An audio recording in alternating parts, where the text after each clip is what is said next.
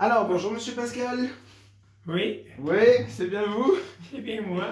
Qu'est-ce qu'on est en train de faire aujourd'hui? Méditer, réfléchir et reposer. Bon, super. Alors, bon dimanche. On va prendre cette opportunité pour réaliser ce qu'on appelle une capsule temporelle. Une capsule temporelle de Monsieur Jean Pascal. Ok. Ça va être très bien. Donc, vous êtes né quand? Enfin, je sais quand vous êtes né un 5 juillet, mais vous êtes né à quelle époque? 16 juillet 30, 30. 1930, Waouh, donc vous allez avoir 90. 90 ans cette année. Eh ben dis donc, ça ne rajeunit pas tout ça. Et Non, vous êtes né où? je suis né à Port-de-Bouc. À Port-de-Bouc. D'accord, vous avez grandi là-bas? Vous avez grandi à Port-de-Bouc J'ai aussi? grandi à Port-de-Bouc, j'ai vécu à Port-de-Bouc et j'ai fait mes études à l'école à Port-de-Bouc Ouais. et je suis rentré en apprentissage à Port-de-Bouc. D'accord. Racontez-moi un peu votre enfance. Mon enfance, je suis né donc en 30. Bon, toute la partie 30, 30 à 40, c'est-à-dire pendant la première dizaine de ma vie, j'ai vécu entre ma grand-mère, ma mère, mon père et la famille, les oncles. Et on était une famille très proche. Du côté de ma mère, les deux oncles, un travaillait à Kuhlmann, l'autre s'occupait des salles de cinéma, le cinéma Mangoni. Il y avait une salle à Martigues et une salle à Port-de-Bouc. Et le père Mangoni était un des premiers qui avait institué le cinéma à Port-de-Bouc. Et c'est mon oncle donc qui était opérateur et qui s'occupait de ces salles. Bon, moi j'ai vécu mon enfance à la communale de Port-de-Bouc, avec des souvenirs terribles.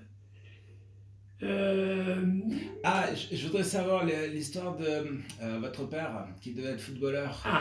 Oui, j'aimerais bien ça. Ça, c'est une partie antérieure à ma vie. Disons que je suis un coupable de l'amour. Mon père est un enfant qui est né à Port-de-Bouc. Ses parents, son père a été muté de la Seine sur mer, où il y avait un chantier de construction navale, à Port-de-Bouc en 1901, au moment de la création du chantier de Port-de-Bouc. Mon grand-père était traceur. Et après, il était enseignant dans le traçage. Donc mon père est venu à Port-de-Bouc et a évolué en tant que jeune à Port-de-Bouc. Et c'était un sportif, c'était un footballeur. Il adorait le football et c'était devenu une passion pour lui. Alors, il y avait deux gars qui étaient un à Port-de-Bouc et un à Martigues. Tous les deux du même âge, tous les deux dans ces épiques, et les matchs Martigues-Port-de-Bouc ont toujours été des matchs sensationnels. Les derbys. Les derbys locaux. Les derbys locaux. Et mon père, à cette époque-là, avait fait la connaissance d'Akilo, une jeune femme, d'Akilo d'Ackermann. Ackermann, c'était une société de halage et de barragage qui était là pour créer le port de Port-de-Bouc. Et surtout de préparer le chenal de Port-de-Bouc à les Andes de Berre. C'était préparation à la guerre, si on veut. Bon, alors, ce couple n'était pas fiancé, mais se fréquentait. Et mon père était toujours appelé par le football. Alors, le football, c'est l'époque où les jeunes étaient dévoués au football, mais ils étaient livrés à eux-mêmes. C'est-à-dire, quand ils faisaient un match à 15 km, pour y aller, ils prenaient le vélo, et puis ils allaient à vélo. Et puis ils revenaient. C'était la période de mutation du sport vers le professionnalisme. Et il se trouve qu'il y avait deux goals, il y avait deux jeunes qui étaient remarquables. Un à Martigues qui s'appelait Di Lorto et un à Port-de-Bouc qui s'appelait Pascal. Et le fait est que les promoteurs du football moderne qui émanent tous du charbonnage. Ce sont les mines de charbon qui ont créé le professionnalisme du boulot, du football. Et il se trouve que mon père a été sélectionné par un de ces chercheurs et qu'il y en a un autre qui a été trouvé à Martigues. Donc ces deux copains, ces deux rivaux faisaient tout pour le sport. Et ils arrivaient à un moment donné où il a fallu prendre une décision. C'est-à-dire que c'était le début de l'équipe de France de foot. Et c'était le démarrage des professionnalismes du sport. Mon père s'est trouvé mêlé dans un phénomène d'amour football et amour tout court. Mais pas comme ce qu'on voit aujourd'hui. Pas comme ça qu'on voit aujourd'hui. Et donc, c'est mon arrière-grand-mère, elle a dit tu choisis. Alors, c'est ma mère tenait à mon père, c'est sûr, mais il n'avait pas envie de faire du football. Il faut reconnaître que la jeunesse de ma mère a été assez difficile, de par l'attitude des grands-pères, du grand-père, qui malheureusement est mort assez jeune, C'était un gars qui avait de la valeur, puisque c'était un opticien. Hein, et il a été un des premiers créateurs de le magasin d'optique, mais il a été gazé pendant la guerre de 14, et toute leur fortune a foutu le camp dans le jeu. Mon grand-père était un flambeur. Et il a entraîné avec lui la décadence de la famille Carrier, de la famille Barrier. Parce que à cette époque-là, c'était Barrier.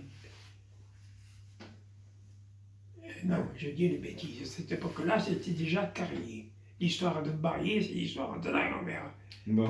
Il ne faut pas confondre. C'est déjà les Carrier. Bon, toujours est-il qu'à un moment donné, ils se sont trouvés du côté de Bessèges. Ils étaient tous originaires de Bessèges. Mes deux oncles, ma mère et la grand-mère, bien sûr. Par contre, il y avait une tante, sœur de ma grand-mère, d'Élise Carrier, qui s'était installée à Port-de-Bouc parce que c'était une cuisinière. Et c'était l'époque où on créait le chantier de Port-de-Bouc. Et la grand-mère, la tante Berthe, était déjà à Port-de-Bouc. Et ma grand-mère, quand il y a eu ce problème avec son mari, c'est-à-dire le grand-père, et puis qu'après il est décédé, a cherché de se rapprocher de sa sœur. Et c'est pour ça qu'ils sont venus à Port-de-Bouc. Et comme ma grand-mère était quand même une femme qui avait assez de bien, parce que je n'ai pas trop étudié l'histoire de la grand-mère, mais elle a acheté une maison à Port-de-Bouc. Elle a acheté une maison entre les agences Paumé et l'agence d'Aer sur le cours de Port-de-Bouc.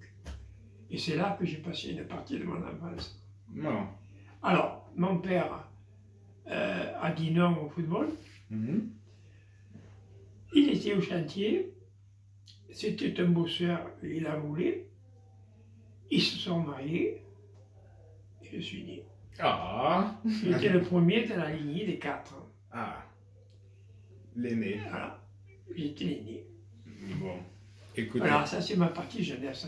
Donc, les deux familles, la famille de mon père et la famille de ma mère étaient tous les deux à Port-de-Bouc. Une à la Lec, c'était la grand-mère Pascal, et une au Canal, c'était la grand-mère Carrier. Et moi je me baladais entre les deux grand-mères. Bonjour. Bonjour. Ça va? Oui, on est en conférence. Eh ben, je vois ça, Bah alors. oui, c'est la vie. Je sais pas si vous êtes intéressé, il y a le loto cet après-midi avec Christophe, si vous voulez des sorts. À quelle heure? Mais non. Ça va commencer. Non, là, on Non, est non, occupé. 3 heures. Non, mais après moi, je pars ma mère vient vers 4h30. D'accord, ok. Ouais. Ça marche. Merci. À tout Voilà. à l'heure. À tout à l'heure. À tout à l'heure.